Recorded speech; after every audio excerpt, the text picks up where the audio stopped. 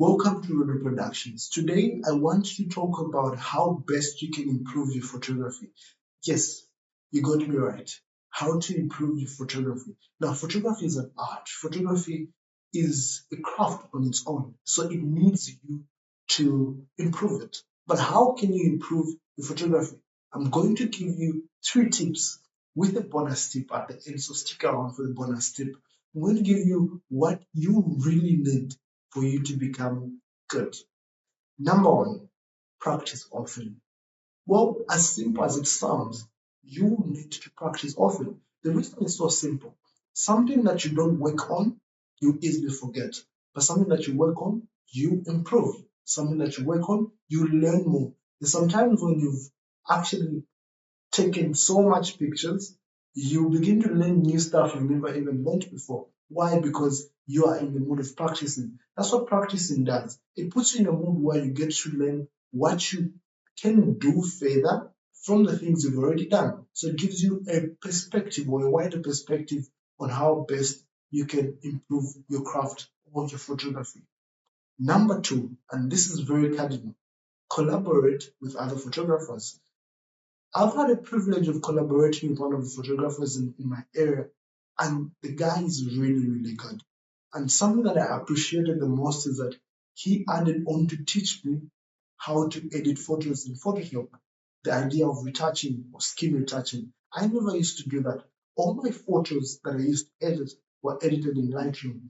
And trust me, when he taught me how to retouch in Photoshop, my photography changed. My pictures, the quality of the pictures changed. So that's the benefit of collaborating. When you collaborate with others, they teach you things that you don't know. In turn, you learn. And also, don't forget to add chip in something that you already you know that they might not know. So it's very cardinal.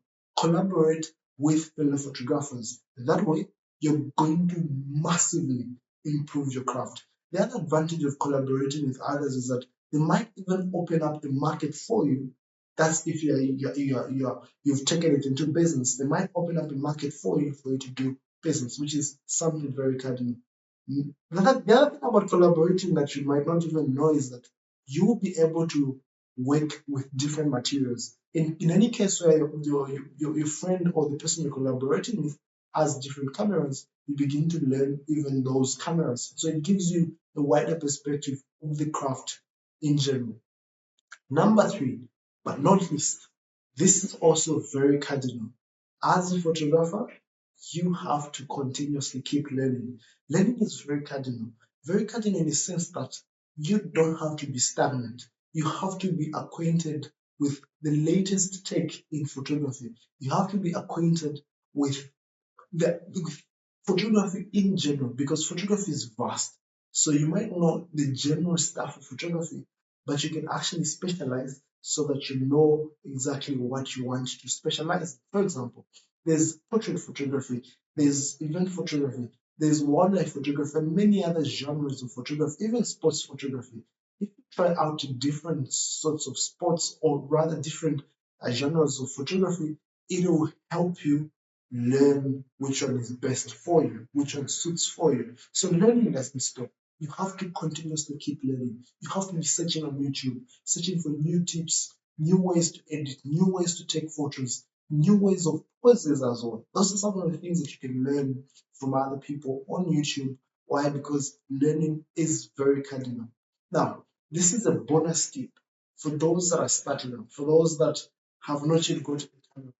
Start photography with your phone. Why? Because there's more to photography than just the camera. There's also the idea of composition. How are you aligning your subject? Are they symmetrical, or is your subject symmetrical in relation to the photo that you have? So there's so many tips that have to do with photography that you can learn outside the camera before you before you actually get a camera. So that when you get a camera, in any case you get a camera, you will be really, really good upfront because you've started your photography journey with phones. And of course, trust me, what I'm about to say should not be confused. There are really, really good phones that take really good photos, and there are people with high-end cameras that don't take good photos as compared to those that take with phones. Why? Because they might have missed the component or idea of what photography is all about. It's about composing, it's art, and art needs an artist. So you are an artist in that particular sense. Hence, you need to use your phone often practice. If this really helps you understand how best you can improve your photography, this is your channel. This is your channel where we talk about everything photography, everything videography, if you want to improve.